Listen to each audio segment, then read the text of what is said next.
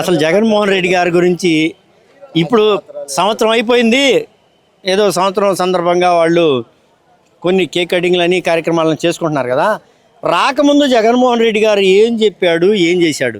నాకు ఒక్కసారి అవకాశం ఇవ్వండి, నేను ఏదేదో చేస్తానని చెప్పాడు. ఈరోజు ఎక్కడైనా సరే మహిళల మీద అకృత్యాలు అగత్యాలు జరుగుతూ ఉంటే ఏమైనా మాట్లాడుతున్నాడా? ఎక్కడైనా మాట్లాడా? అసలు రాజకీయ పరంగా ఇతన్ని ఏం చేస్తున్నాడు? ఉప ముఖ్యమంత్రి ఓకే, నువ్వు ఒప్పుకున్నావు. ఉప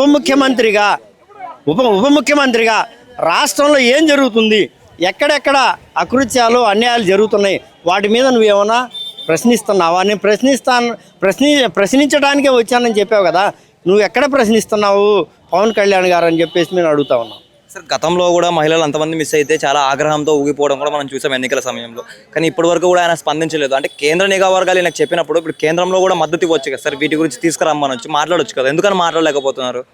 అసలు పవన్ కళ్యాణ్ గురించి మాట్లాడటం కూడా వేస్ట్ అనిపిస్తూ ఉంది. ఎందుకండి అసలు అసలు రాష్ట్రంలో పరిపాలన ఎక్కడ జరుగుతూ ఉందండి?